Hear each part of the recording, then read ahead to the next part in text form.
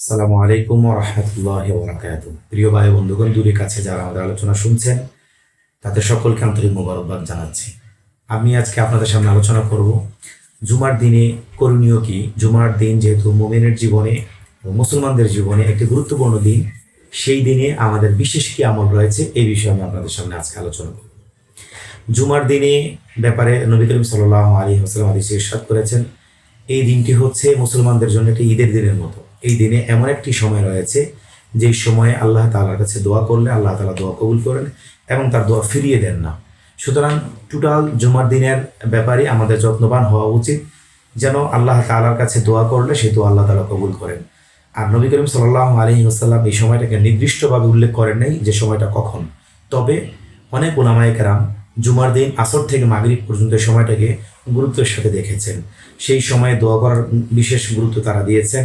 এবং ওই যে একটি হাদিস আছে, যদি কেউ এই সময়ে নবী করিম সাল্লাল্লাহু আলাইহি ওয়াসাল্লামের শানে একটি বিশেষ দুরূদ পড়ে, তো আল্লাহ রাব্বুল আলামিন তার ৮০ বছরের গুনাহ মাফ করে দেন এবং ৮০ বছরের আমলনামায় তার ৮০ বছরের সব লেখা হয়। এই জন্য এই সময়টাকে বিশেষভাবে গুরুত্ব দেওয়া। এছাড়াও জুমার দিনে বেশ কিছু আমলের কথা আছে, আমি আপনাদের কাছে সেই ধারাবাহিকভাবে আমলগুলো তুলে ধরছি। নাম্বার ১, সকালবেলা মিসওয়াক করা, বিশেষ করে জুমার আগে আগে মিসওয়াক করা। নাম্বার ২, ভালোভাবে গোসল করা। নাম্বার ৩, নখ কাটা, চুল বড় হলে চুল কাটা, শরীরের ভিতরে সুগন্ধি এবং তেল ব্যবহার করা।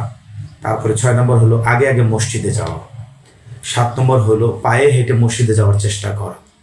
৮ নম্বর হলো ইমামের কাছাকাছি বসার চেষ্টা করা। জুমার দিনে জুমার নামাজ আদায় করতে যখন আমরা যাব তখন ইমামের কাছাকাছি বসবো।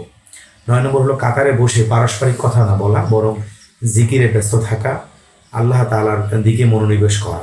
১০ নম্বর হলো তাহিয়াতুল মসজিদ পড়ার চেষ্টা করা। তাহিয়াতুল মসজিদ হলো মসজিদে যাওয়ার পরে প্রথমে ২ রাকাত নামাজ পড়া, এই নিয়ত করে যে আমি ২ রাকাত নামাজ তাহিয়াতুল মসজিদের নিয়তে পড়ছি। হাদিসে আসছে যে হযরত বিলাল রাদিয়াল্লাহু তাআলা আনহুকে নবী করিম সাল্লাল্লাহু আলাইহি ওয়াসাল্লাম মেরাজে যাওয়ার পরে দেখলেন সবার আগে আগে জান্নাতে আছেন। তো মেরাজ থেকে আসার পরে নবী করিম সাল্লাল্লাহু আলাইহি ওয়াসাল্লাম হযরত বিলালকে জিজ্ঞাসা করলেন যে, বেলাল, জান্নাতে দেখলাম আমার আগেও তোমার পায়ের একটা আওয়াজ শোনা যাচ্ছে, তুমি এমন বিশেষ কি আমল করো যে আমলের কারণে তুমি এত অগ্রগতি হয়ে গেলা? তো বিলাল রাদিয়াল্লাহু তাআলা আনহু বললেন, আমি খুব একটা আমল করি না, তবে যখনই আমি অজু করি, অজু করার পরে মসজিদে গিয়ে আমি ২ রাকাত নামাজ আদায় করি। সুবহানাল্লাহ। তো আসলে এই ২ রাকাত নামাজেরও অনেক গুরুত্ব আছে। তো তাহিয়াতুল মসজিদ এবং তাহিয়াতুল অজু ২ ধরনের নামাজের কথাই হাদিসে আসছে, অর্থাৎ অজু করার পরে ২ রাকাত নামাজ পড়া অথবা মসজিদে যাওয়ার পরে ২ রাকাত নামাজ আদায় করা। তো এই ২ রাকাত নামাজের ইহতিমাম করা, আগে আগে মসজিদে যাওয়ার পরে ইমাম সাহেব বা খতিব সাহেব বয়ান শুরু করার আগেই, আলোচনা শুরু করার আগেই ২ রাকাত নামাজ আদায় করে না। ১১ নম্বর বিষয় হচ্ছে অনর্থক কোনো কাজ বা অনর্থক কোনো কথা থেকে নিজেকে বিরত রাখা। ১২ নম্বর হলো মনোযোগ দিয়ে খুতবা শোনা। ইমাম সাহেব যখন খুতবা বলবেন, বিশেষ করে বয়ান করবেন, তো তখন মনোযোগ সহকারে বয়ান শোনা। আর বিশেষ করে যখন খুতবা হবে তখন কোনোভাবেই কথা না বলা। এটাও বলা হয়েছে ফুকাহায়ে কেরাম যে অন্য কাউকে যে কথা বলা থেকে নিষেধ করবা তুমি, সেটাও যেন না করা হয়। অনেক সময় এমন হয় যে আমি কথা বলছি না, কিন্তু আমার পাশে কেউ কথা বলতেছে, তখন আমি তাকে বললাম, ভাই কথা বললেন না। এই কথা বলাটাও নিষেধ। এতটাই মনোযোগ সহকারে খুতবা শুনতে হবে। ১৩ নম্বর বিষয় হচ্ছে সূরা কাহাফ তেলাওয়াত করা। জুমার দিনে সারাদিনে সকাল ফজরের পর থেকে নিয়ে মাগরিবের সূর্যাস্ত পর্যন্ত এই পুরো সময়টুকুর মধ্যে যে কোনো সময়ই সূরা কাহাফ তেলাওয়াত করা।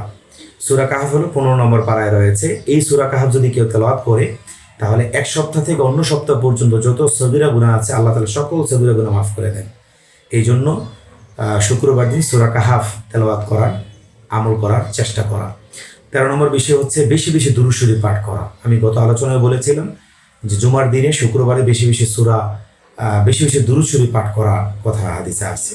১৫ নম্বর বিষয় হচ্ছে দোয়া কবুলের সময় দোয়া করা, অর্থাৎ জুমার দিনে আসরের পর মাগরিবের পূর্ব মুহূর্তে এই সময় দোয়া কবুল হয়। সুতরাং জুমার দিনে মাগরিবের একটু আগেই মাগরিবের প্রস্তুতি নেওয়া এবং আজানের আগ মুহূর্তে যে সময়টুকু আছে, মসজিদ হলে মসজিদে, নারীরা যারা আছেন তারা ঘরে জানামাজ বিছিয়ে আল্লাহ তাআলার কাছে দোয়ায় মনোনিবেশ হওয়া। সর্বশেষ বিষয় হচ্ছে আরেকটি আমল, সেটা হচ্ছে অন্যান্য মাসনুন দোয়া যেগুলো আছে এগুলো বেশি বেশি করে পাঠ করা। যেহেতু হাদিসে আসছে জুমার দিনে এমন একটা সময় আছে যেই সময়ে দোয়া করলে দোয়া আল্লাহ তাআলা ফিরিয়ে দেন না। সুতরাং আমরা যেহেতু জানি না সেই সময়টা কোনটা সুনির্দিষ্টভাবে, সুতরাং সারাদিনই মোটামুটিভাবে আমলের ভিতরে থাকার চেষ্টা করা। আল্লাহ তাআলা আমাদেরকে তৌফিক দান করুক। আমার তৌফিক ইল্লা বিল্লাহ।